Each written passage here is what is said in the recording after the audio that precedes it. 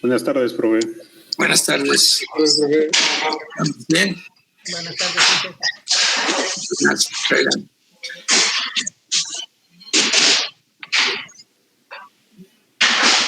Vamos a continuar con este rollo.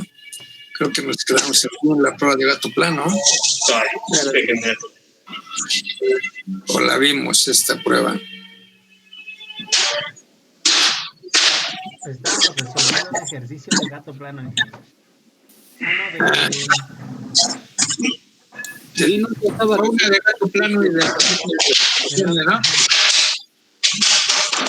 Entonces, un poquito de las deformaciones y entonces me quedé aquí en la de aparatos en sondeos. ¿Sí? Creo que en la anterior, a ver. ¿Puede poner la anterior, profe? Informaciones. Sí, iba a comenzar aparatos en sondeo, sí. Sí, ya, profe, esa también ya. Ahí nos queda, ese vamos a ver hoy. Exactamente, aparatos en sondeo apenas. Ok.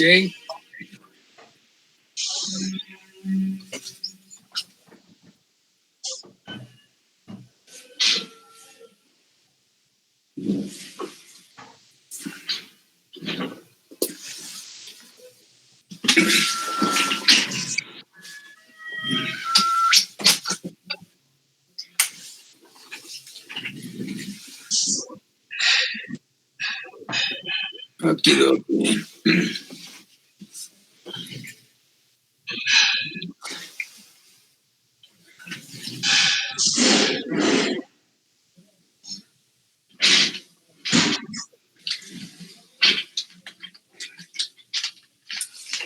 Bueno, de los aparatos en sondeos, los ensayos que se realizan en sondeos nos permiten investigar la deformidad de una masa rocosa sin la excavación de obras subterráneas como galerías que se requieren en las pruebas de placa, por ejemplo. Los dispositivos más utilizados son unos equipos llamados dilatómetros que aplican una presión hidrostática creciente a través de una camisa elástica que está alojada en el interior de un sondeo, como en la figura. Una vez que se obtiene un tramo lineal de la curva, presión-desplazamiento, se realiza una descarga de la presión aplicada, repitiéndose el ciclo varias veces por ensayo. En la curva generada se pueden distinguir las siguientes etapas de deformación: adaptación de la camisa al sondeo, que sería en esta prueba, deformación elástica, una o varios ciclos de carga y descarga, deformación elástica, varios ciclos de carga y descarga y deformación plástica y rotura. El módulo de deformación dilatométrico ED del terreno, tanto en carga como en descarga, viene dado por la expresión módulo de deformación dilatométrica va a ser igual a 1 más la relación de Poisson por la rigidez del terreno M y por el radio de la perforación R. Y con eso obtenemos el módulo de deformabilidad dilatométrico. Entonces, en el ensayo, la tubería se mete el dilatómetro, ¿sí? Se introduce en el pozo. Con este equipo dilatométrico vamos a ir metiendo cargas y descargas, ¿sí? Y vamos a cierta presión, si esto es de 1 kilopascal, 2 kilopascales, 3.2 kilopascales, después se hace la descarga y se ve el desplazamiento, que si esto está en milímetros, pues sería 1.6, 1.7 milímetros. Para sacar el módulo, entonces 1 más la relación de Poisson, 0.3, 0.35, más 1, 4.35, por la rigidez del terreno y por el radio de... Con la presión podemos tener el desplazamiento radial en milímetros que me da el gráfico. Y este es un ejemplo de curva del ensayo dilatométrico. Hay otro ensayo dilatométrico que se obtiene a través de una prueba llamada Gatto-Gutmann. El Gatto-Gutmann no es más que un dilatómetro que utilizó el profesor Gutmann y para medir la deformabilidad, y derivado de que lo utilizó, pues se llama la prueba Gatto-Gutmann, ¿no? Es decir, es como esta, metemos un dilatómetro, ¿sí? Metemos cargas y descargas en varias etapas para primero que se adapte la camisa al sondeo, una deformación elástica, una deformación plástica y la ruptura. Y entonces ya no se llama sondeo con dilatómetro, sino se llama Gatto-Gutmann la prueba, ¿ok? ¿Vale? Sí, okay. Sale, profe. Exacto. Bueno, las pruebas de permeabilidad, en rocas nada más hay una, es la prueba Lujón. ¿Sí? Consiste en inyectar agua a presión midiendo los gases absorbidos crecientes y decrecientes, manteniendo el caudal durante 10 minutos. Una vez que se ha estabilizado el flujo, tiene como objeto darse una idea aproximada de la permeabilidad en grande, es decir, debido a las fisuras de la masa rocosa. La prueba se lleva a cabo comúnmente en tramos de 3, 4 o 5 metros de longitud que se aíslan con unos empaques que también se llaman obturadores. Son de cuero o de hule. Sin embargo, la longitud del tramo de pruebas no debe fijarse rígidamente, sino que por el contrario se debe de adaptar a la naturaleza del terreno.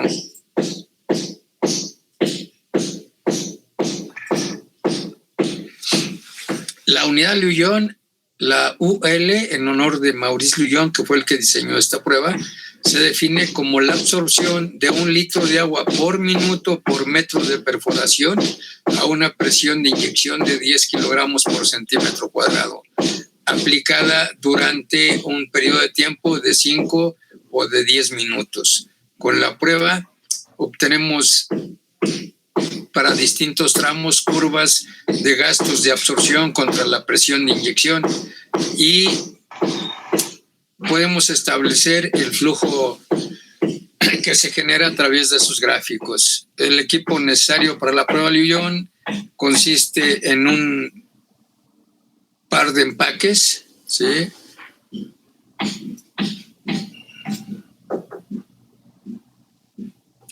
¿Sí? Un empaque de cada lado entre la tubería y la masa rocosa. Hay 3 tipos, uno de cuero, otro mecánico y otro hidráulico. Una bomba, sí, que aquí no la dibujaron, pero aquí debería estar una bomba, inclusive debe estar un depósito de agua, ¿eh? Dado que vamos a inyectar un rotoplas. Entonces, un medidor de gastos que sería que es como el medidor que tienen en sus casas para ver cuánta agua consumen. ¿Qué más? Como la prueba se hace en tiempo, pues un cronómetro, ¿no? También lleva, aparte de la bomba, el medidor de gastos, la tubería, ¿sí? Esta tubería al fondo debe de estar ranurada, para que a través de las ranuras pasen el agua hacia el tramo que vamos a probar.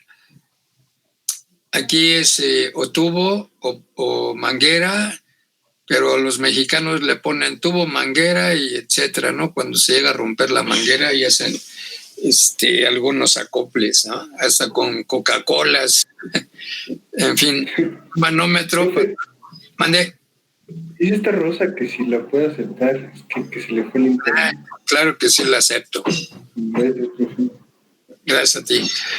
Entonces, para medir a qué presión estamos inyectando el agua, ¿sí? Pues ponemos un manómetro, ¿no? Y aquí necesitamos 2 gentes, ¿no? Una que vea la presión, que no vaya a variar, y otra que que en el momento de pasados los 5 o los 10 minutos le diga a otra persona, ya apaga la bomba, ¿no? Y anoten los correspondientes, ¿no? Aquí a lo mejor es nuevo y tiene 000 el medidor de gastos, ¿no? Y a los 10 minutos o 5 minutos, dependiendo del ingeniero que dice o del cliente, porque a veces es el cliente el que da la pauta, ¿no? Y sobre todo si conoce. Si no conoce, te va a dejar a ti, pues, hágale, usted es el que sabe, ¿no? Entonces, el tiempo tú vas a decir si es en 5 o 10 minutos, ¿no? Ok, va a ser que tú dices que en 10 minutos, entonces aquí, ya cuando digas, ya son 10 minutos, hay que cerrar la bomba, entonces dejamos de inyectar agua, ¿no? Estamos inyectando agua a presión, ¿sí? Y las presiones deben de ser ascendentes, es decir, empiezo, por ejemplo, con 2 megapascales, durante 10 minutos, entonces estamos ahí metiendo agua, ¿sí? Y el agua pues va a salir sobre esta tubería que decía yo que está ranurada al final.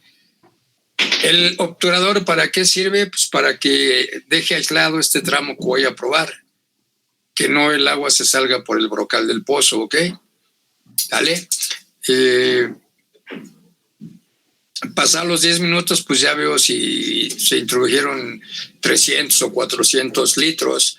Entonces, 400 litros en 10 minutos, divido los 400 entre los 10, me van a dar 40. Se inyectaron 40 litros por minuto, dado que, como por definición dice, sí, el agua por minuto. Entonces, bueno, eso fue lo que inyectamos a una presión de 2. Dejamos estabilizar y luego vamos a una presión manométrica de 4. Entonces, con la bomba y el manómetro inyectamos a que esté en 4 y otra vez 10 minutos.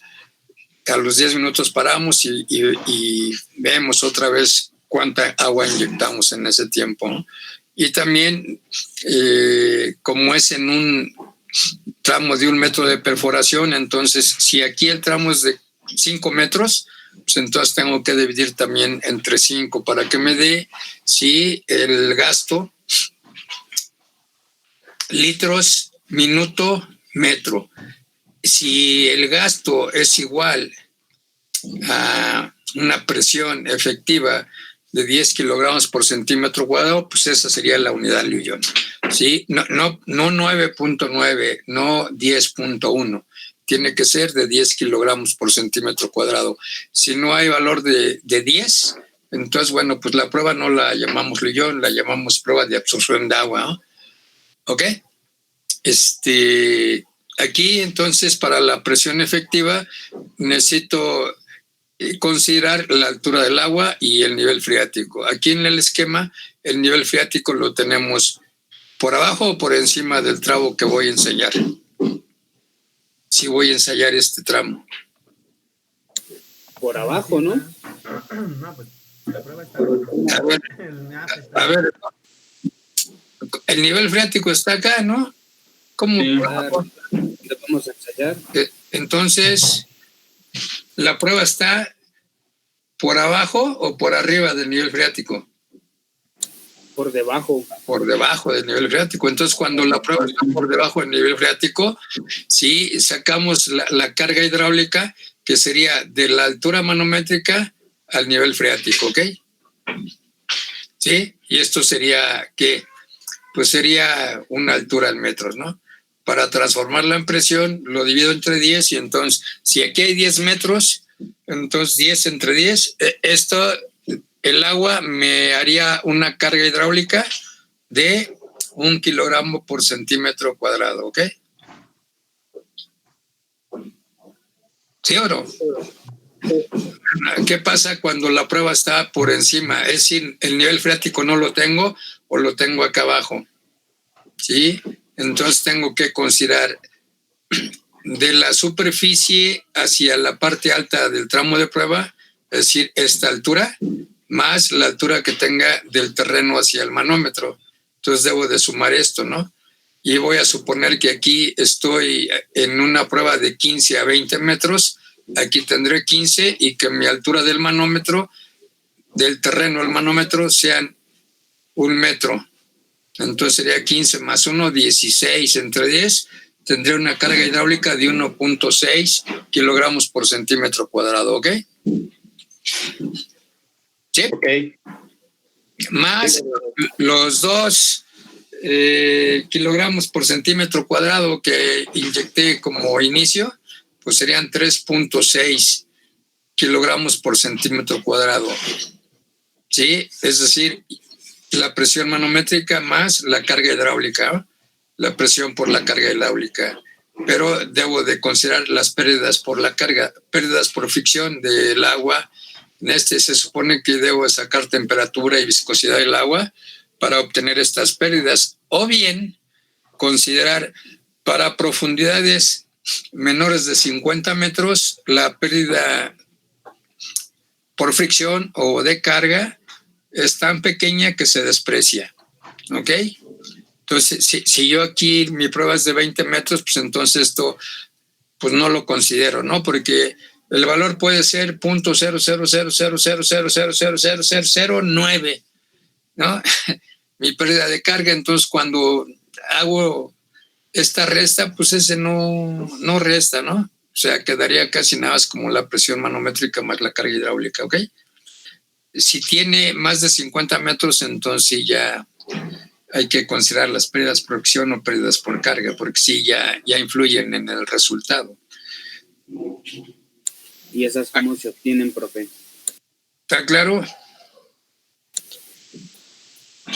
¿Cómo se obtienen? De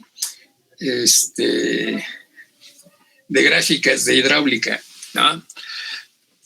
Hay gráficas de hidráulica, o bien, ahí te va la siguiente, el cómo obtener esa, ¿no? Si el gasto es mayor de 65 litros por minuto por metro, entonces también hay que ver estas pérdidas por fricción, y hay unas tablas que bajo el gasto de esa pérdida, ¿sí? O sea, un gasto de 70, por ejemplo, bueno, pues entonces la tabla te dice, pues hay que restarle de la pérdida de fricción el 0.005, por ejemplo. O sea, ya son tablas que, dependiendo de tu gasto, ¿sí? Tú vas a aplicar la correspondiente deducción de esta pérdida por fricción, ¿ok? A ver si luego hacemos un ejercicio de eso para que vean, pues, que a partir de las tablas podemos nosotros sacar esta presión, pero el gasto tiene que ser mayor de 65 o, sí, mayor de 50 metros de profundidad donde vamos a efectuar la prueba. Estas pruebas a veces llevan hasta 500 metros de profundidad, ¿ok? Entonces ahí ya sí la pérdida de carga es considerable, ¿no? ¿Ok? Entonces inyectamos agua a 2 kilogramos, pum, 10 minutos, pasa, saco el gasto, ¿sí? Y me fijo en la lectura inicial menos la final y van a ser los litros que meta en tiempo de 10 minutos. Luego dejo estabilizar. Este es el rollo, hay que dejar estabilizar el sistema y después ahora a 4, pum, y luego a 6, y luego a 8, y luego a 10, en ascendente. Y luego inyecto a 10, luego a 8, luego a 6, luego a 4, luego a 2 en descendente, ¿no? Y voy viendo y voy graficando en presión ascendente y descendente el gasto contra la presión efectiva. ¿Ok? ¿Vale? Un millón lo vamos a considerar como 1 litro de agua por metro y por minuto a una presión de 10 kilogramos por centímetro cuadrado o 0.981 megapascales de presión efectiva, ¿ok? Y vamos a considerar a 1 levión igual a 10 a la menos 7 metros por segundo. Entonces yo puedo dar la permeabilidad en unidades levión o en metros por segundo con esta relación. Metros sobre segundo, ¿no? Porque luego le ponen centímetros sobre segundo y luego me echan a mí la culpa, ¿no? Es que usted dijo, no, 1 levión igual a 10 a la menos 7 metros por segundo. Para hacer centímetro pues eso sería 10 a la menos 5, ¿no? ¿Qué? Para poner los centímetros por segundo. Sí, yo corremos 3. Pues sí, serán 2, ¿no? Un metro tiene 100 centímetros, ¿no? 2 ceros. 22 ceros. 2 ceros, entonces sería 10 a la menos 5, ¿no? Ok, sale. Vámonos. Entonces, del equipo del que hemos mencionado, el empaque a obturar, su función es aislar el tramo a probar y de acuerdo al terreno se utilizarán los siguientes tipos: el mecánico, el de copa de cuero, el neumático. El mecánico se comprime por una serie de rondanas de hule que cuando se expanden presionan las paredes de la perforación y sellan el tramo que vamos a probar. Su colocación es lenta y conviene solo para perforaciones con diámetros mayores de 9 centímetros. El de copa de cuero, la presión de inyección acuña una serie de copas contra las paredes, por lo que se requiere de perforaciones muy regulares y perfectamente cilíndricas. Y el neumático son cubiertas cilíndricas de hule que se inflan con aire comprimido y aunque de difícil colocación, son muy eficientes. La bomba, cuya función es inyectar agua a presión, debe ser tal que no produzca variaciones rápidas de la presión. Por tanto, debemos de utilizar de preferencia una bomba centrífuga de alta presión. Iba a decir una bomba yucateca, pero no. El medidor de gastos, como es un proceso muy delicado, se puede utilizar un contador, pero lo más indicado es un medidor Venturi. ¿Por qué medidor Venturi y por qué en otro? Porque no es de las que se están moviendo la aguja como si tuviera Parkinson, ¿no? Es decir, no sabes si está en 2, 3 o 4, no se está moviendo la aguja continuamente.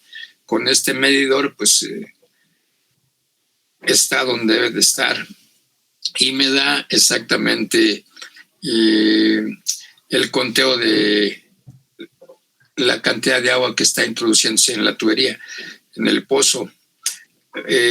Manómetros, son convenientes mantenerlos en condiciones excelentes, calibrarlos para que no me den datos falsos, ¿no? Y el agua de inyección debe ser limpia para evitar taponamientos en el medidor de gastos y errores cuando existen fisuras.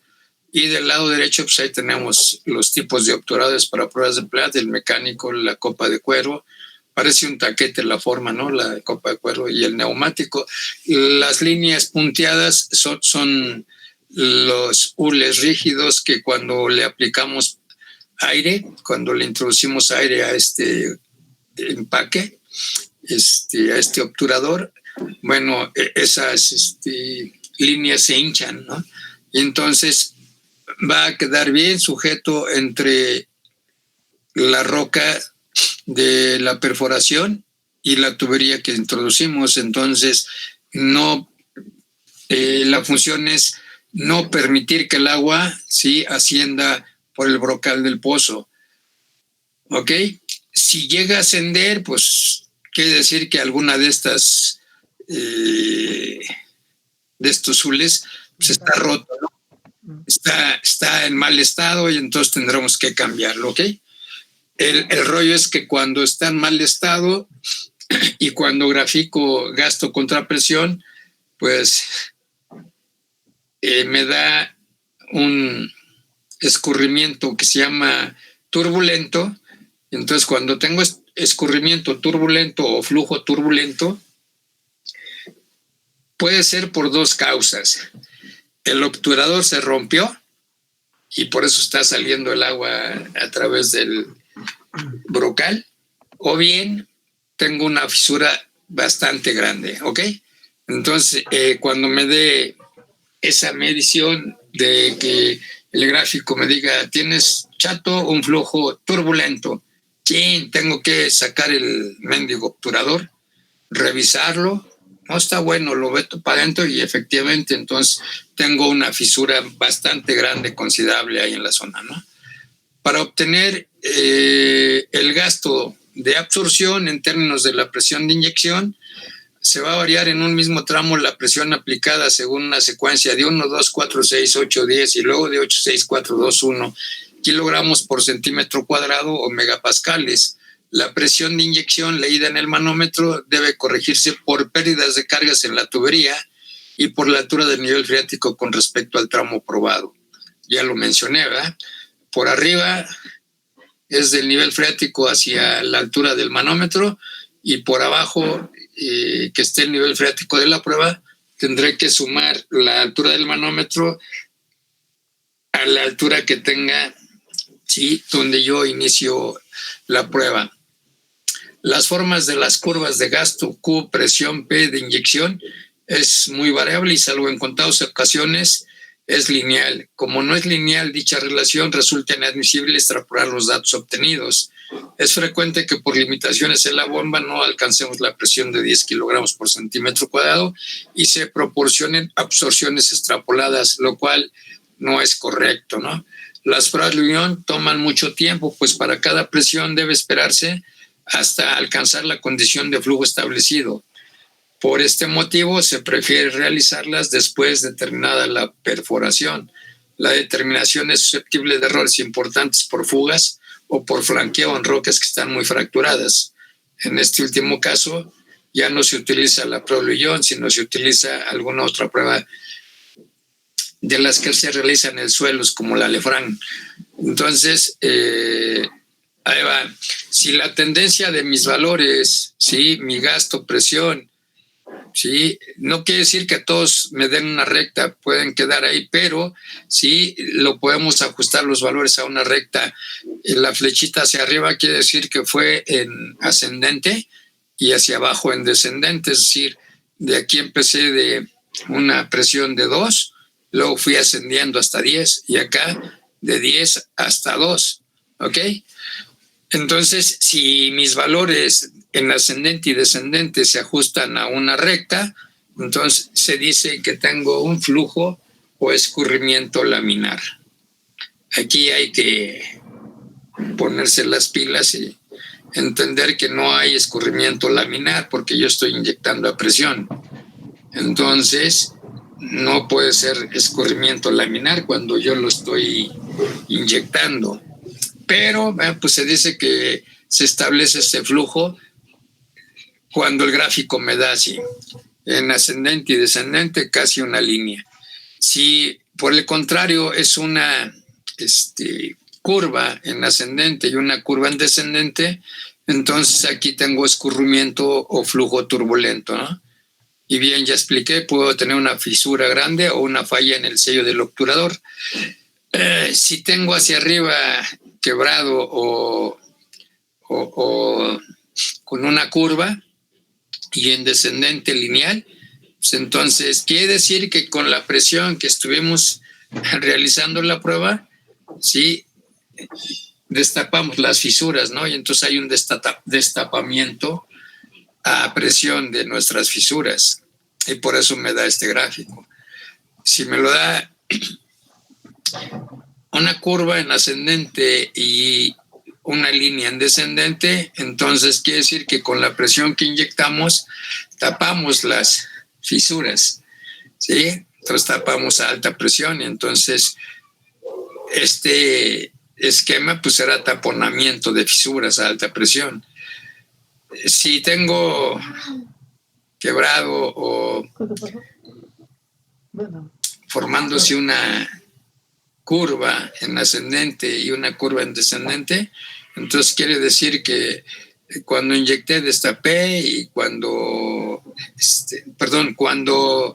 fui en forma ascendente taponé las fisuras y cuando fui en forma descendente las destapé, ¿no? Entonces, abertura y cierre de las fisuras es en este caso, ¿ok? ¿Sale? ¿Alguna pregunta? Yo sí tengo una, ingeniero. Para fines prácticos, bueno, no sé usted que lo ha hecho en campo en la prueba, para llegar a los 10 kilogramos por centímetro cuadrado, ¿cuál es la potencia que debe de tener la bomba? No sé, 5 caballos o algo así. Con 3 caballos alcanzas la presión, porque acuérdate que es la presión efectiva, ¿no? Por ejemplo, si tú tienes una prueba a profundidad de 100 metros, voy a decir, ahí qué carga hidráulica tendrás. 100 entre 10, ¿qué presión tienes? Sí, no, es puntos 1, ¿no? Es de 10. Ajá, sí, perdón. Ese día. Sería de 10, ¿no? Es decir, entonces si yo tengo la prueba a una profundidad de 100 metros de profundidad, pues ya tengo esa presión, ¿no? Y nada más de la carga hidráulica, no de la presión que yo estoy inyectando. Entonces, pues puedo tener hasta mayores presiones, pero a veces cuando ya metemos presiones mayores, fracturamos la roca, hidrofracturamos la roca, ¿no? Entonces, o a veces tu roca, pues no alcanzas,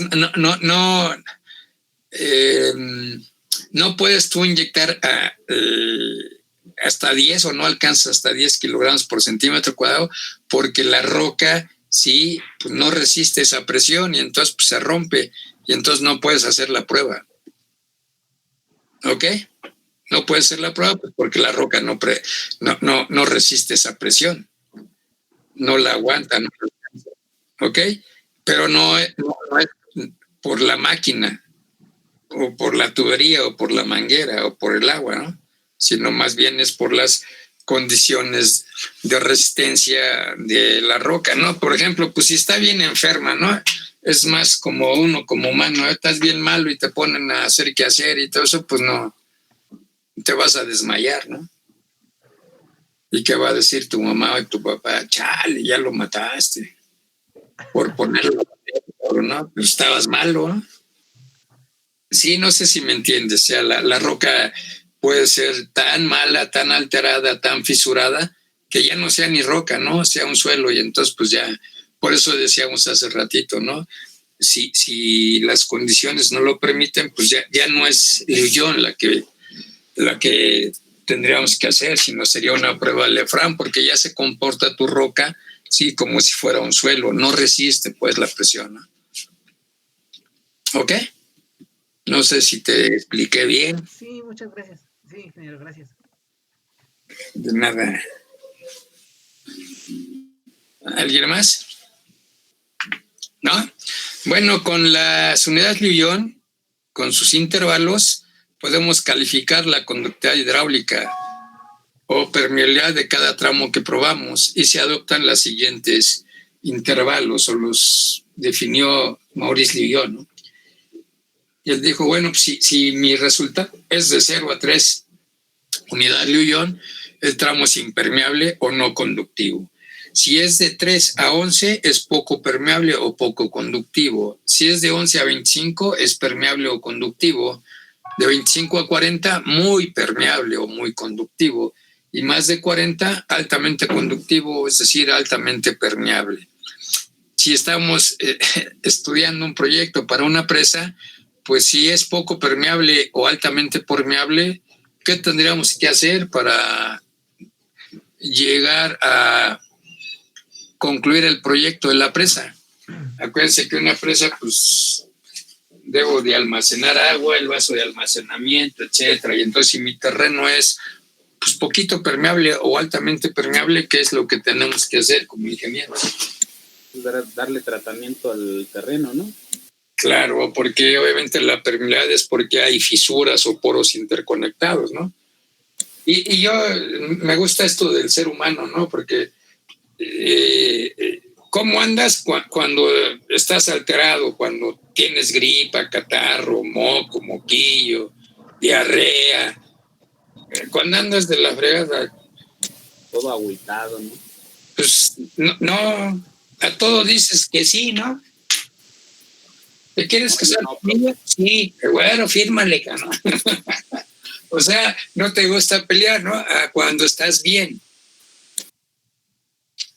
Igual la roca, ¿no? Por ejemplo, muchos de nosotros que decimos, le sacamos a las inyecciones, ¿no? Y te dice tu mami, oye, mijo, pues con una inyección pelas y luego, para que se te quite la gripa. ¿Cómo le dan? Influenza, la chingada. Ay, no, mamá, mejor una pastilla. Y ahí estás pastillándote, pero ¿qué pasa? Pues sigues igual e inclusive tú ya te sientes más malo, ¿no? Porque la medicina o el tratamiento pues no era el adecuado. Y al final que dices, ay, mami, pues órale, y ahora ya no es una, le tenemos que poner 3 porque ya está más alta la temperatura, etcétera. Y, ay, cabrón, 3, sí, ¿no? Y de las que duelen, cabrón. Y te dan tratamiento, ¿no? Así con el suelo. Si el suelo no responde a la presión, no responde a la permeabilidad, para volverlo impermeable, pues necesito darle tratamiento, darle sus inyecciones, ¿no? ¿Ok?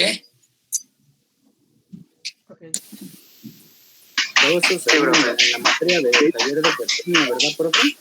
A ver, no escuché porque alguien estaba como que aplaudiendo o haciendo tortillas. Están echando pata, profe. Lo que sea. ¿Pero qué decías? Perdón. Que si eso de mejoramiento de suelo, ¿en qué materia se ve? Pues en suelos, ¿no? Aquí, por ejemplo, en rocas, yo te puedo decir que, bueno, para darle tratamiento, pues tendrías que tú hacer un análisis y hacer un trabajo sobre inyección de concreto, de mortero, de una lechada, porque va a depender de si es poco permeable o si es altamente permeable, ¿no? Sí, más o menos como lo que explicaba yo del ser humano, ¿no? O sea, si es la primera, apenas están los síntomas, pues con una inyección leve y vámonos para afuera, ¿no?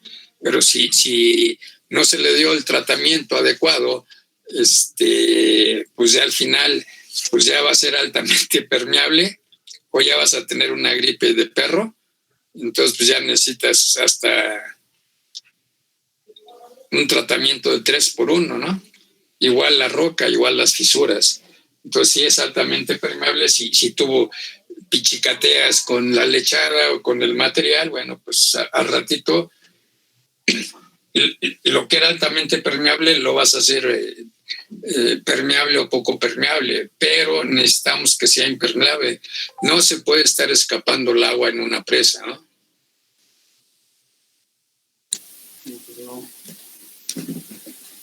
Entonces ahí tú tendrás que, como ingeniero, pues a ver qué aberturas tienen, qué permeabilidad, qué unidades lidió, ¿no? Porque puede ser 40, 41, puede ser 60, puede ser 80 las unidades lidió.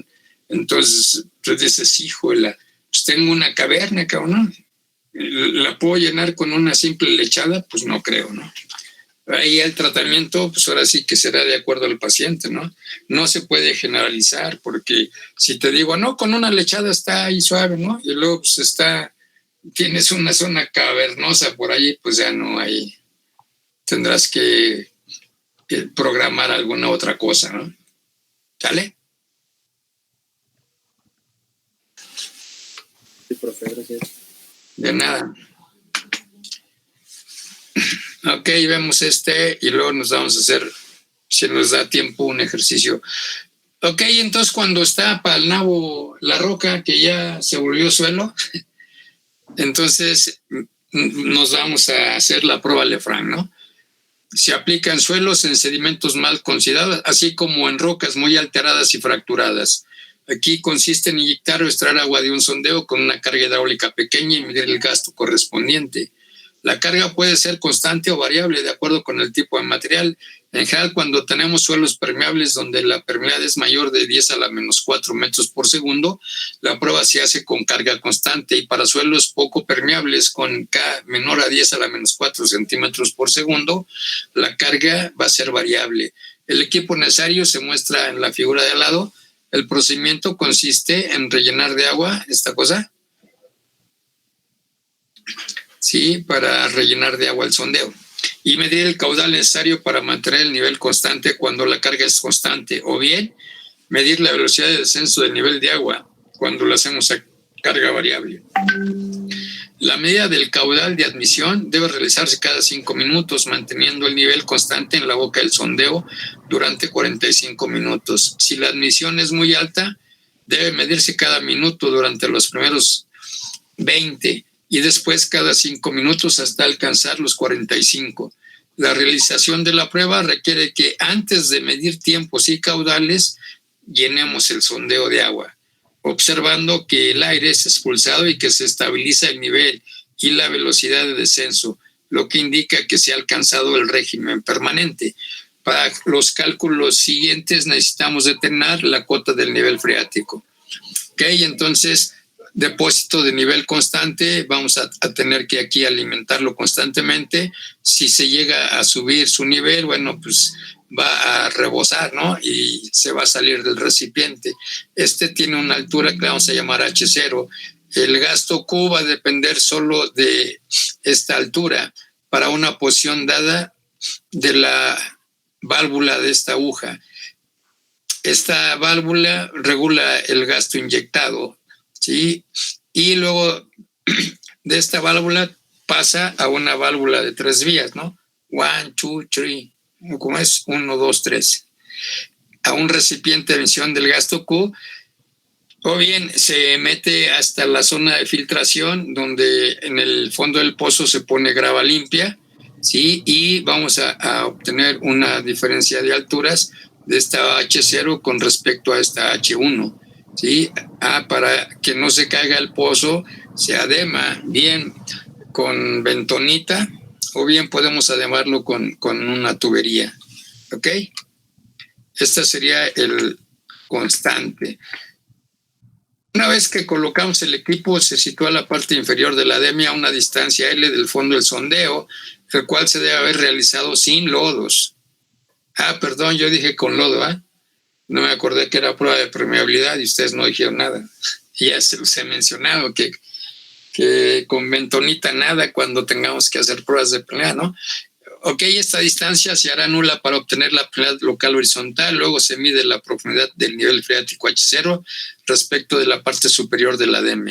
En la prueba de inyección se llena el tanque y se abren las válvulas de aguja y de 3 vías para introducir un gasto constante en el sondeo. Medimos con la sonda eléctrica la variación con el tiempo del nivel del agua en el sondeo H respecto de la parte superior de la ADM y se anota en la hoja de registro.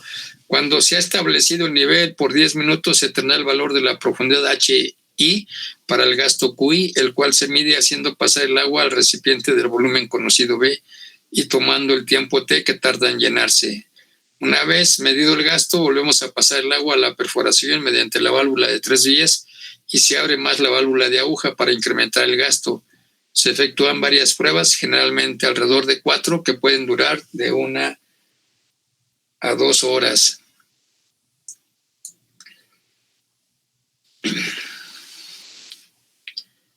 En la prueba de extracción determinamos la posición del nivel freático, como en el caso anterior, ¿sí? Para cuando no es constante. Y se extrae el agua de la perforación en un recipiente tubiforme, cerrado en su parte inferior para batir el nivel del agua y se determina la posición del nivel del agua dentro del ADM a diferentes tiempos para poder elaborar la gráfica recuperación-tiempo. Se mide el nivel del agua dentro del ADM en relación con la parte superior. En la prueba de inyección, la permeabilidad se obtiene con la expresión K igual a KI sobre CH, en donde H va a ser igual a H0 menos HI, que va a ser la carga hidráulica en metros, y C, el coeficiente de forma, que viene dado por la fórmula C igual a 4pi entre L sobre 2 por el logaritmo natural de la longitud entre el radio menos 1 entre 2 veces la altura H, siendo L la longitud del tramo estallado y R el radio del sondeo medidos en metros. Ayer estaba bien la fórmula y hoy amaneció al revés. Bueno, tenemos que para algunos materiales su coeficiente es el siguiente, ¿no? Material no conductivo va a tener menos o igual a 1 por 10 a la menos 6 centímetros por segundo de permeabilidad. Poco conductivo, de 1 a 9,99 por 10 a la menos 5 centímetros por segundo, son las unidades, ¿no? Conductivo, si es de 1 a 9,99 por 10 a la menos 4. Muy conductivo, de 1 a 9,99 por 10 a la menos 3. Y altamente conductivo, mayor o igual a 1 por 10 a la menos 2 centímetros sobre segundo. Entonces, para que no sea permeable, pues tendré que tener valores por abajo del 1 por 10 a la menos 6 centímetros por segundo. Y altamente permeable, pues tendré valores de 1 por 10 a la menos 2 centímetros sobre segundo. ¿Ok?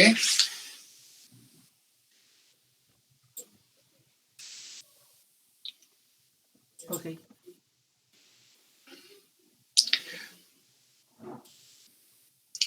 Ok.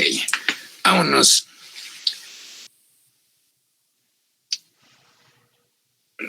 Bueno, la prueba Lefranc se hace por abajo.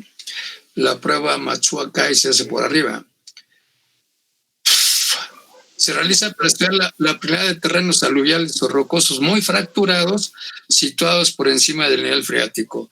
Su principal bondad es que no requiere equipo especializado para su ocasión, pues dadas las pequeñas dimensiones del estanque de prueba, puede excavarse con pico y pala.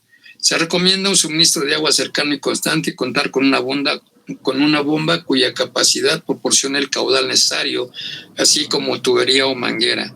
De lo contrario, se requiere una cisterna de 0.2 metros cúbicos de volumen de agua.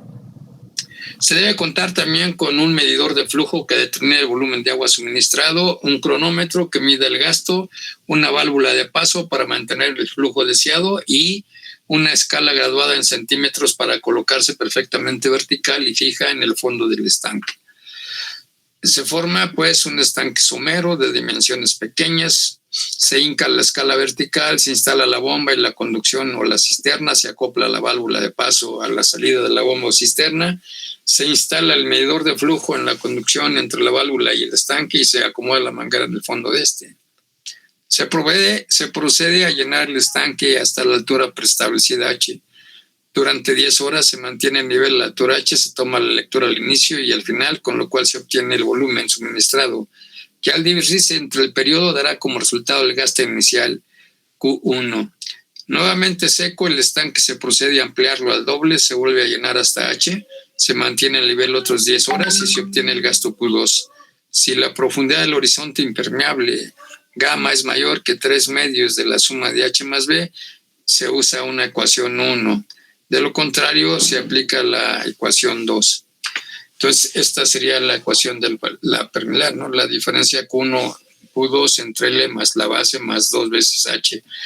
O bien, la diferencia de los gastos Q1 menos Q2 entre L por B menos 2H. Cambia de más a menos. Es la misma fórmula, digamos, ¿no? Entonces, se hace esta situación cuando tenemos capa impermeable o nivel freático y el estanque o el depósito que hagamos debe de tener una altura H, ¿no? Que sería esta. Decíamos que primero va a tener H y después lo tenemos que profundizar 2 veces, ¿no? Entonces, para las dimensiones de los estanques tenemos de 100 por 100 y de 200 por 200 en planta, de 100 por 100, ¿sí? Y luego de 200 por 200, una pendiente de 50 por 50, una longitud de 200 en la parte de arriba y de 100 centímetros en la parte de abajo, es decir, tendré yo que excavar 2 metros, ¿sí? Arriba, 1 metro abajo, con pendiente 50-50, ¿no? 80 centímetros que debe de tener desde la parte del terreno hacia la parte baja de la excavación y de la parte alta a la parte baja 50 centímetros, ¿no? Y pelas le echamos aquí agua, ¿no? Y con las herramientas que mencionamos, pues vamos a medir el gasto, etcétera, y vamos a sacar la permeabilidad, ¿sí? ¿En base a qué? En base a estos parámetros, ¿no? A la diferencia Q1 menos Q2, la base y la altura. En este caso tendrá 200 centímetros y la altura, ¿sí? Primero puede tener 80 centímetros y después dobletearle, ¿no? Para que me dé bien la permeabilidad en el sentido de donde no hay capa impermeable o bien donde hay una capa impermeable. Y ese sería todo lo que se hace con esta prueba Matsuakai, ¿no? La pueden hacer hasta en su casa, ¿no? ¿Hay alguna pregunta? No, profe. Mira, yo chequé. No, profe. Por ahí no. Por hoy no, será mañana.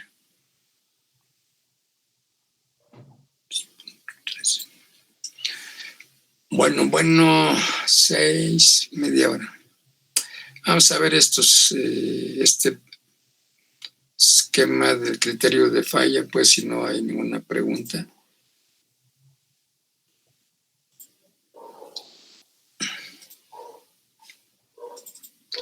Y el tema se llama criterios de falla, ¿no? La resistencia a la matriz rocosa isótropa se puede evaluar mediante los criterios de ruptura de Mohr-Coulomb y de Joachim-Brown. La principal diferencia entre ambos es que el primero es un criterio lineal y el segundo no, más adecuado al comportamiento mecánico real de las rocas. A lo largo de las últimas décadas, otros criterios de ruptura han sido desarrollados por diferentes autores, generalmente con menor difusión y aplicación.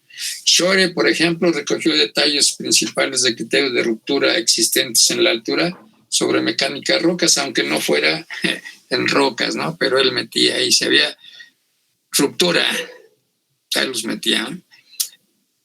Luego, en 1921, Griffith, y fue modificado por Yeager y Coogan en el 79, pero un año antes por Patterson, sí, desarrollado en base al estudio del cristal y del acero. Se volvió un clásico en mecánica de rocas, a pesar de que no es adecuado para su aplicación al material rocoso. Ha sido muy útil a la fecha para el estudio de la influencia de las microfisuras preexistentes en la ruptura a tensión del material. Ok, el criterio de ruptura de Mohr-Coulomb, obviamente es de quién? De los científicos Mohr y de Coulomb. Este criterio expresa la resistencia al corte a lo largo de un plano en un estado triaxial de esfuerzos, obteniéndose la relación entre los esfuerzos normal y tangencial actuantes en el momento de la ruptura mediante la expresión matemática tau igual a c más sigma n por la tangente de phi, donde tau y sigma n son los esfuerzos tangencial y normal sobre el plano de la falla. C y phi son la cohesión y el ángulo de fricción de la roca intacta o matriz rocosa. Este criterio se puede expresar igualmente en función de los esfuerzos principales sigma 1 y sigma 3,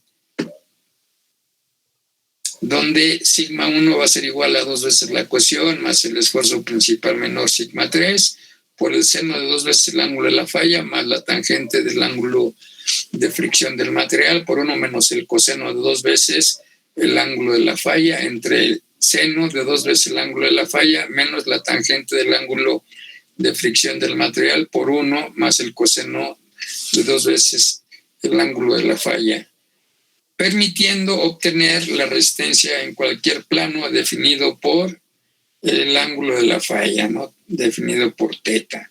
Para el plano crítico de falla, teta va a valer 45 más phi entre 2.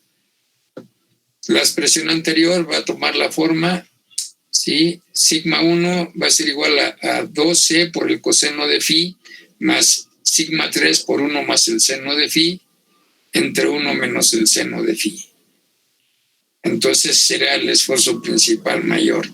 Si se da la condición donde sigma 3 valga 0, entonces sigma 1 va a ser la resistencia con presión simple de la roca. Entonces sigma 1 igual a sigma c por resistencia con presión simple, que va a ser igual a 2 veces c por el coseno de phi entre 1 menos el seno de phi, ¿ok?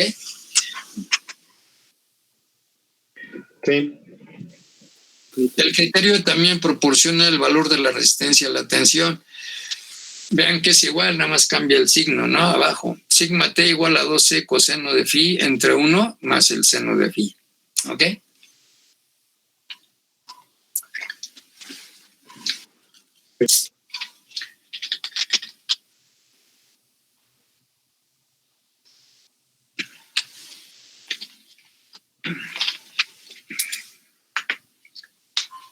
Ok.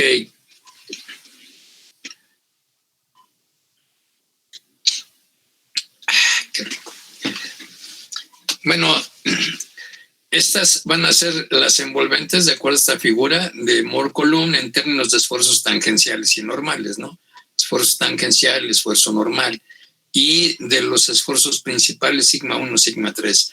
Como habíamos leído, para un estado de esfuerzo situado por debajo de las rectas o envolventes, por debajo no se producirá la falla.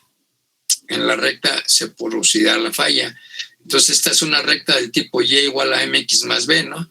Donde Y es tau, o el esfuerzo tangencial, o esfuerzo de corte o de cizalla, que va a ser igual a la B, que sería la cohesión del material, por el esfuerzo normal, que sería X, ¿sí? Por la pendiente, que sería la tangente del ángulo phi, ¿no? ¿Ok? Entonces, bueno, a través de los valores de una prueba triaxial, tengo sigma 1, sigma 3, sumo, divido, agarro y tengo el centro, resto, divido entre 2 y tengo el radio, haciendo centro aquí, y con sigma 1 o sigma 3 o este valor del radio, pues trazo el círculo de Mohr, ¿no? Para esto, sí, yo voy a tener que en este punto tengo el ángulo de la falla, pero multiplicado por 2. Si valió 60 el ángulo de la ruptura, si este valor fue 60, entonces yo tendré 90 más 30. 60 por 2, 120. 120 menos 90, quiere decir que este ángulo vale 30 y este ángulo es igual a este ángulo, entonces phi va a valer 30. Aquí, de acuerdo a mis escalas, pues tendré el valor de la ecuación y podré tener, ¿sí?, el criterio de ruptura, el esfuerzo tangencial en el punto de ruptura del material. ¿Sí? No es el tau máximo, el tau máximo sería el valor del radio, ¿no? Que sería aquí en este punto donde traía yo el esfuerzo cortante máximo. ¿Ok? Decíamos con estos valores numéricos, sumo, divido entre 2, centro, hago el radio y trazo el círculo de Mohr con centro aquí, con el centro aquí y con el valor de teta, que es 60, lo multiplico por 2, lo trazo en 120 y veo que pues este es un ángulo recto, entonces vale 90 y entonces este deberá valer 30, ¿no?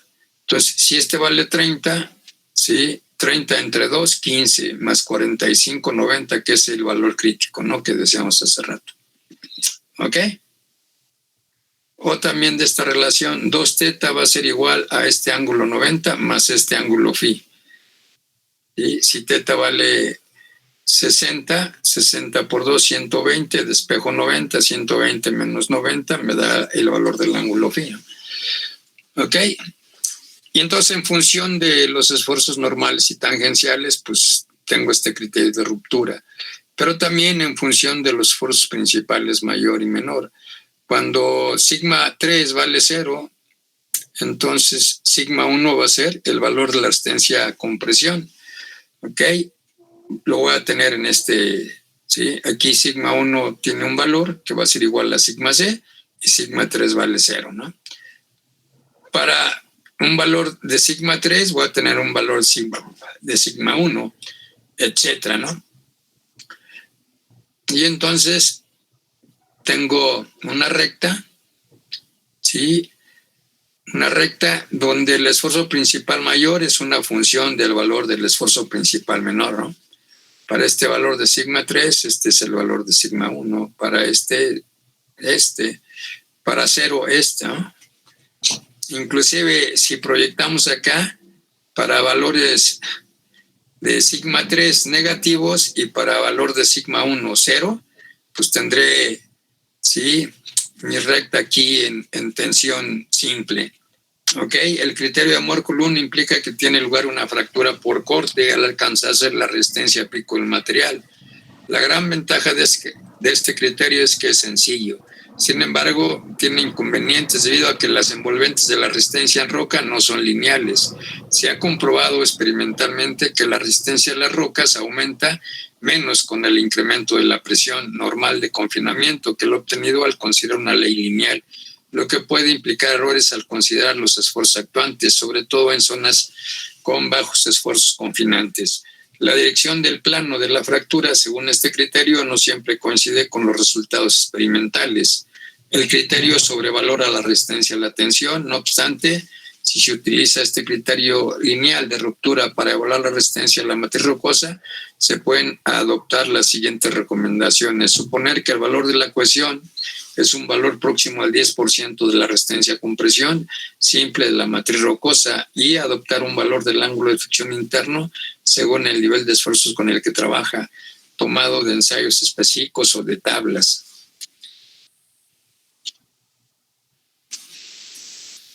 Bueno, ¿qué dicen Hawk y Brown?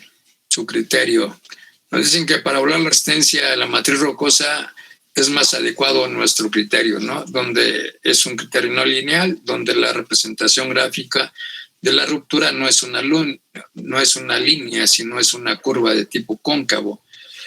El propuesto por Hoy y Brown en 1980 es un criterio empírico de ruptura no lineal válido para evaluar la resistencia a la matriz rocosa isótropa en condiciones triaxiales. Y tenemos que sigma 1, que es el esfuerzo principal mayor, va a ser igual a sigma 3, que es el esfuerzo principal menor en la falla, más la raíz cuadrada de un parámetro MI, que es una constante que depende de las propiedades de la matriz rocosa, por sigma CI, que sería la resistencia a compresión simple de la roca intacta, por el esfuerzo principal menor sigma 3 más la resistencia a compresión simple de la roca intacta elevada al cuadrado. Y con esto pues, obtendré el valor del esfuerzo principal mayor en la ruptura. El valor de sigma CI debe ser determinado en ensayos de laboratorio en su defecto a partir del ensayo PLT, es decir, point load test de la prueba de carga puntual. Puede también estimarse a partir de tablas. El parámetro MI lo podemos obtener de la biología cuando no sea posible obtenerlo a partir de ensayos triaxiales en la roca. La tabla siguiente incluye los valores máximos de MI para distintas litologías. Mediante la ecuación anterior podemos dibujar la envolvente para la falla. El criterio expresado adimensionalmente en términos de esfuerzos normalizados con respecto a gamma CI tiene la forma sigma 1 entre gamma CI igual a sigma 3 entre gamma CI más raíz cuadrada de MI por sigma 3 sobre gamma CI más 1. La resistencia a la roca a compresión simple viene dada por la expresión anterior. Si sustituimos el valor de sigma 3 para cuando este vale 0 y la resistencia a la tensión se obtiene resolviendo, ¿sí? Cuando sigma 1 es 0 y sigma 3 es la resistencia a la tensión. Entonces, la resistencia a la tensión va a ser igual a un medio de la resistencia a compresión simple de la roca intacta por el parámetro MI menos la raíz cuadrada de MI al cuadrado más 4. La expresión del criterio de falla en función de los esfuerzos tangenciales y normales, por otro lado, sería resistencia tangencial o de cortante o de cizalla es igual a un parámetro A que depende del valor de MI por la resistencia a compresión de la roca intacta por el esfuerzo normal sigma N menos la resistencia a la tensión sigma T entre la resistencia a compresión simple de la roca intacta elevado a otro parámetro B que también depende del valor de MI. Entonces tenemos la envolvente de falla del criterio de Hugh-Brown en función de los esfuerzos principales, ¿sí? Esfuerzos principales para cuando son de compresión, pues lo vamos a tener aquí, cuando sigma 3 es diferente de 0 y cuando sigma 1 va increciendo hasta tener la ruptura, ¿no? Cuando sigma 3 vale 0, entonces tendremos compresión axial. Cuando sigma 3 es diferente de 0, tengo compresión triaxial. hasta la ruptura. Cuando sigma 3 vale 0, sigma 1 lo llevamos hasta la ruptura y sigma 1 va a ser igual a la resistencia a la compresión simple. ¿Ok? Para la tracción o tensión, ¿sí? Bueno, aquí en resistencia a la tensión simple, tendremos que en este punto sigma 1 vale 0 y sigma 3 tiene valor negativo. Y vamos a tener en este punto la resistencia a la tensión. Entonces, no se unió a través de una recta como con Mohr-Coulomb, sino a través de una curva cóncava, ¿no? Y cuando tenemos que estar en función de los esfuerzos normal y tangencial, la representación de las diferentes condiciones de esfuerzos para la ruptura de la matriz rocosa pues serían las siguientes, ¿no? Inclusive aquí tenemos una prueba de compresión simple, ¿no? Sigma 3 vale 0, sigma 1 pues, va a ser igual a resistencia a compresión, como lo vimos aquí. Y si tenemos una prueba triaxial, entonces sigma 3 es diferente de 0, tiene un valor constante, y sigma 1 vamos a llevarlo hasta que se rompa la probeta. Entonces tenemos un ángulo de, aquí le pusieron beta, pero pues lo hemos manejado como teta, ¿sí? Sigma 1, sigma 3, y el ángulo de la falla sería teta, ¿no? Y el ángulo, aquí le cambió, ¿no? El ángulo 2 teta, que sería el valor doble del ángulo de la falla. Entonces trazamos una curva tangente a las 3, aquí resistencia a la tensión simple, ¿sí? Y ese sería su criterio, ¿no? Tensión, compresión simple, tensión traxial. Estos esquemas ustedes se pueden meter a Rock Science, así como roca, sin la A, y ciencia. Empieza con SC, Rock Science, ¿sí? Y hay una aplicación, hay un programita que hizo Hoek-Brom, y si todavía está libre, pues te lo deja bajar y ahí estás jugando con los valores de sigma 1, sigma 3 y te va a estar dando todo estas curvas, ¿no? El gráfico. Después de 10 minutos como que ya es aburrido porque es lo mismo. ¿Ok? ¿Alguna pregunta? O sea que es una teoría o algo así nuevo. No. Los círculos y las... A ver, permíteme primero uno, ¿no? No es una teoría nueva, la sacaron en los 80, ¿no? Bueno, si en los 80 es nuevo para ti, pues entonces sí es una teoría nueva, ¿no? Pues si no es tan viejo, ¿no? Todavía ese, ¿cómo se llama? Holtz. Pues 40 años más, lo doble que tienes tú, yo creo, ¿no? O por ahí. Entonces, bueno, pues sí. Sí, es la más reciente, ¿no? ¿Sale? Y luego hubo otro compañero que quería preguntar. ¿Quién? Que si el programa lanzaba los círculos de Mohr y las curvas. Lanza las curvas. A ver, si es de Hoek-Brom, no es de Mohr. No. Te va a graficar las curvas cóncavas, ¿sí? Y te va a dar las probetas, ¿no? Con los valores sigma 1 y sigma 3 que tú le vas a estar metiendo. Ok. Sí, te digo, después de 10 minutos pues ya se hace como ustedes con los juegos que les regalan, ¿no? Y dice, es que están re fáciles, ya en 5 minutos ya los pasé, ya me aburrí, ¿no?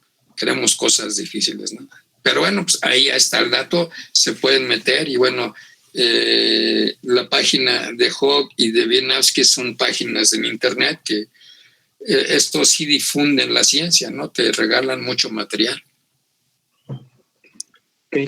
Otros ni siquiera su material es el material de Hogg, de Wieniawski, etcétera, y te piden registrarte y darte de alta y suscribirte, ¿no? Es que hable. Pues si tú no eres el dueño, ¿no? Y bueno, pero en fin, sabes, tengo que, para obtener que después dices, ni valió la pena, y luego te están bombardeando con información, ¿no? Con de bancos, de centros comerciales, que dices, ching, ¿para qué me di de alta ahí en esa mano? En fin, ¿ok? Ok, profe, gracias. Ok, decíamos del valor MI, ¿se acuerdan? ¿Sí? MI. Creo que hasta hicimos algo de esto, ¿no? No recuerdo. Pero creo que sí hicimos algo de esto, ¿no?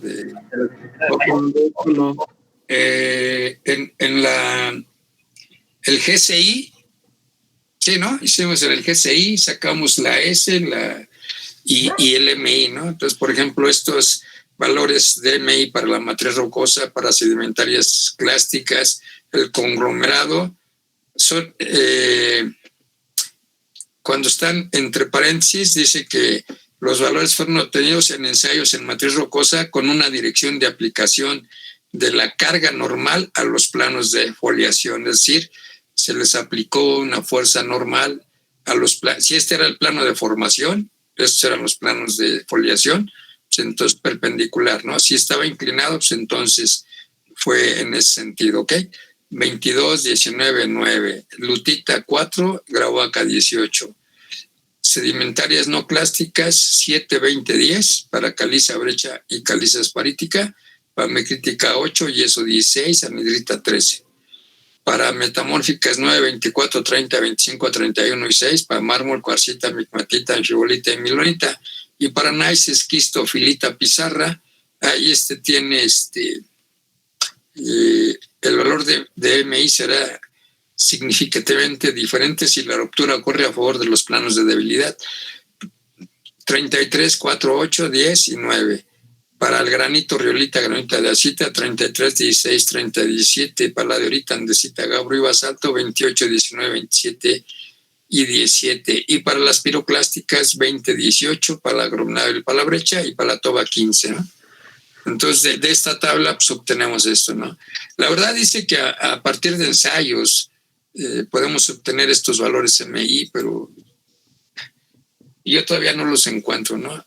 Y entonces, el único criterio que he optado pues, es venirme a la tablita de Hoek-Brom y tomar el valor MI, ¿no? ¿Ok?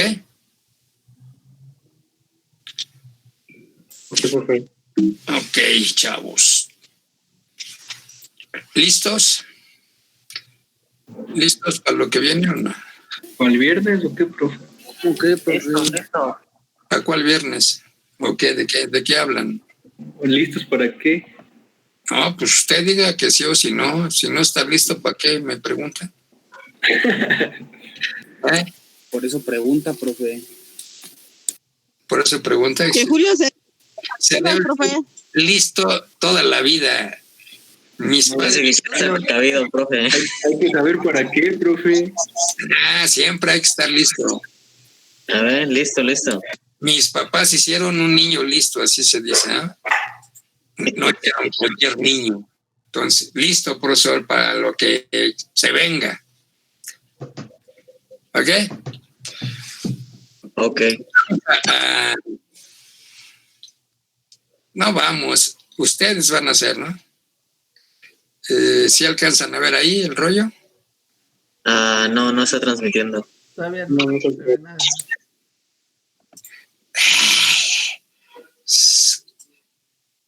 Se me hace que... A ver, pues, ¿dónde estás? 1 de 9, 2 de 9, 3 de 9, 4 de 9, 5 de 9. Me voy a copiar me lo voy a llevar al 5 de 9 para que lo vean. ¿Ah?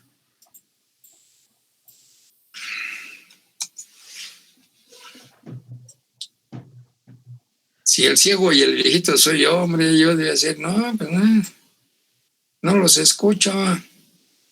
Ahí ya lo ven, o todavía no. No, profe, todavía no se ve nada. O bueno, al menos yo no veo nada todavía. Yo tampoco. ¿No ve nada? ¿Nada de nada? Nada. No. Todavía no se está transmitiendo nada. No, dicen que para los toros de Jaral, los caballos de allá mismo, ¿eh? Pues es cierto. Vamos a meterles una diapositiva.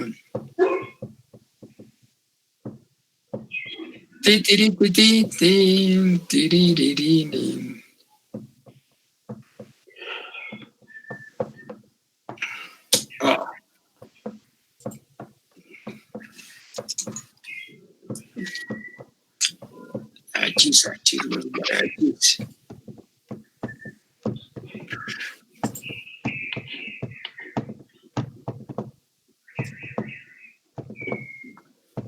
Adiós, ¿qué onda? ¿Qué onda? ¿Qué onda? ¿Qué onda?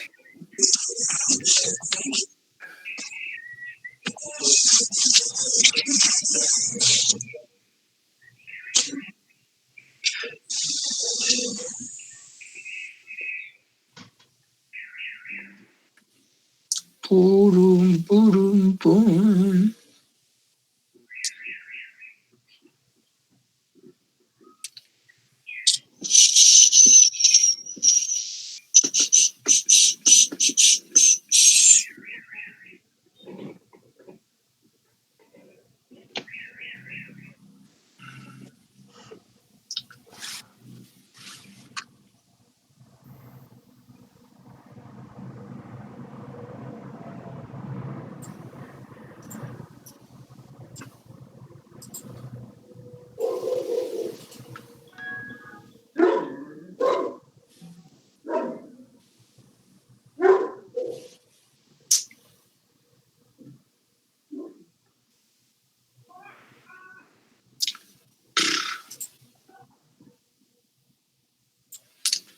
¿Por qué no? Ay, hijo, tengo tarea. Por 2, profe. ¿Mande? Yo también. Y un montón. Por 4. Por 5. Está bien, querían ser ingenieros, ¿no? Está como aquel que se casa y pues, quería mujer, pues ahora pues que la aguanta, ¿no? Y a soltar billete. No sé, pues lo que sea, pues todas querías mujer, ¿no?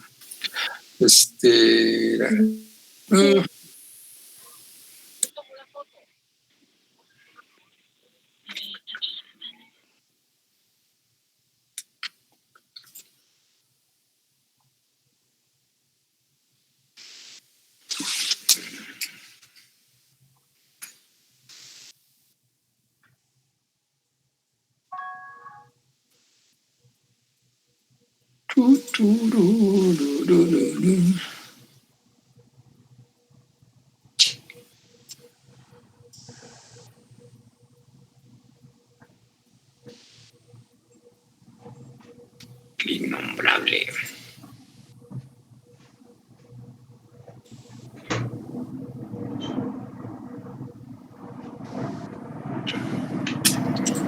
Que no lo puede creer. Esto está igual que ustedes. No sirve para nada, ¿va? Ya es viernes, profe. ¿Mande? Es que ya es viernes, profe. Ya es viernes, profe. Está bien. Y dicen que el cuerpo lo sabe. No, pues no lo deja cargar. Ya ¿Es lunes que es con más calma. una presentación o algo así?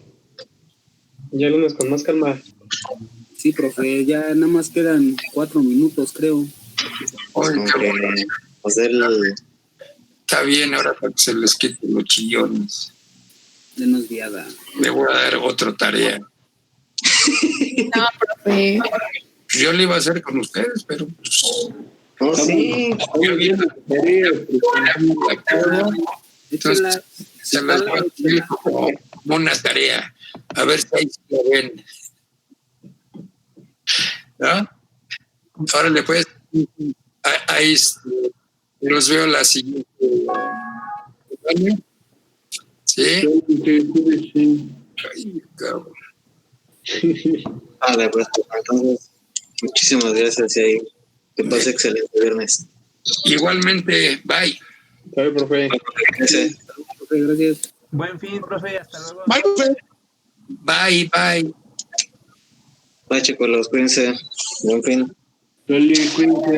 Igualmente. Gracias, igualmente. Hasta luego. Bye. Hasta luego, profe. Bye. Bye, profe, cuídese mucho. Igualmente, bye. Bye, bye, bye, bye. Nos vemos, ingeniero. Hasta luego, ingeniera.